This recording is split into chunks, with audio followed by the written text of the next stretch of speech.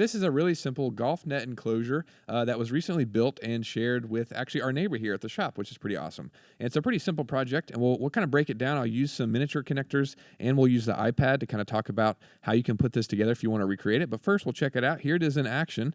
That's his son there, who's practicing some golf swings in their backyard. And you can see there hits the ball into the net and keeps it from flying through the neighbor's window, which is really awesome.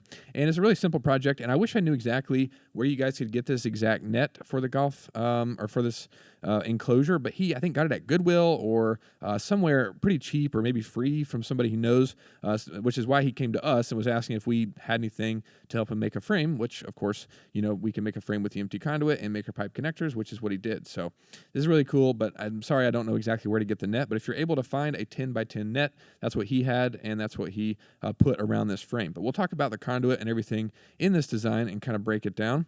So we'll do that by looking at this picture here, and like I said, it's a 10 by 10 frame, which is really great because I don't think he had to do any cutting or anything. He just went to Home Depot and got some 3/4 inch electrical conduit, which if you don't know, you can get off the shelf at places like Ace Hardware, Lowe's, Home Depot. You'll find it in the electrical aisle of those different hardware and home improvement stores. And essentially here, he's just got the 4 verticals in the corners. We'll just go ahead and mark those here with this the blue lines, and those just go up in the corner and just like that. And then essentially you have all these horizontal pipes that connect it. So you got a 10-foot piece there, 10-foot piece in the back there, 10-foot piece that runs from the front to the back. Same thing here, and then same thing in the back, and then same thing here. Now, the only difference is there's not one in the front here because this is left open, and it's just the way the net is designed. You might find some other nets where that's actually closed off as well, but this one is left open, and he left off the pipe there just so he could walk in and out and not worry about tripping over it and didn't really need it. But essentially, what he's done is he's got 4 90-degree connectors. They're up top to connect those vertical pipes to those horizontal crossbars to make that 3-dimensional square up top. And he's got 2 more 90s down here because the 90-degree connectors allow you to join 3 pieces of conduit together. So you got the vertical, of course, then the 2 horizontal pipes that come in and terminate inside of that connector.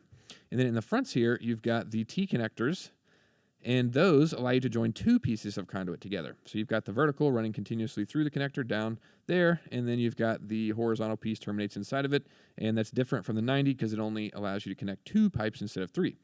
You could make a rectangle or a square with the T connectors, but it's only 2 dimensions as opposed to a 3-dimensional rectangle or box or cube that you would make with the 90-degree connectors. But that's really simple. That's the frame. And I've got some of the Maker Pipe mini connectors here. If you're unaware, these are 3D printed miniature models of the connectors that you can use to plan out builds. So we'll kind of recreate this here, and I'll take this apart so we can see exactly how this was put together, and you can see the connectors. And the cool thing about this is they don't really emulate exactly how the connectors go together per se, because like the 90-degree connector is 2 pieces, but of course you've got the finished 3D model of the 90-degree connector here. But they do simulate how the connectors go and kind of, how they function with the conduit. So for example, the vertical pieces that we were talking about that run continuously through the connector, the mini connectors emulate that here, and you can have the vertical running through the middle of the 90. So that's exactly what he's done. And let's see, I guess that would be, here, we'll just kind of recreate this here. So we've got that vertical and then this vertical here.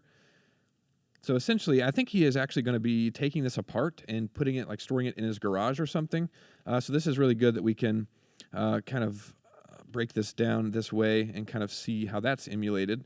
But essentially, I think what he's planning on doing is leaving the connectors in place on the verticals here. So we've got the 4 verticals. Let's see, I think 2 of them have 90-degree connectors on the top and bottom, as we can see here. And then the front 2 verticals have the 90s on the top and then the T connectors on the bottom that run from front to back. So essentially here, if we'll just kind of emulate that, we've got the 90-degree connectors in the back, so we can put these cross pipes in, these 10-foot pieces, and you got that top and bottom piece. And I'll just lay it down here. Oops, sorry, that's the wrong one. Ones with the 90s in all 4 corners. So this is the back wall of the frame, as we can see there. And then essentially you've got the two verticals in the front. You got the one with the 90 on the top and the T on the bottom. And then that same thing will go on the front here too. So it's just essentially no cutting involved, just all 10-foot pieces. And that is something, if you have a net with different sizes than a 10 by 10, you could cut this dimension down to fit the, a different size net.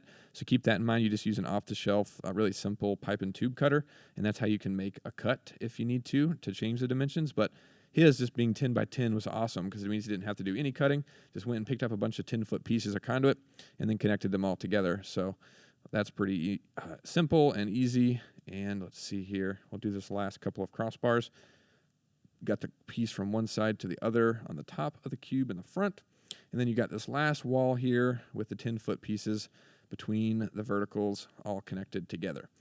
So that's essentially how you put this together with the 6 90-degree connectors and 2 T's.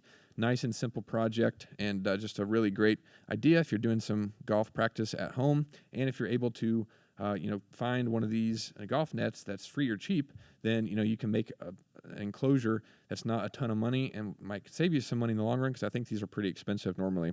But there we can see, I think he's attaching, I forgot to ask him how he ended up attaching it, but I would imagine probably zip ties or something really easy, maybe even some Velcro straps, because like I said, I think he's going to take it apart and store it in his garage.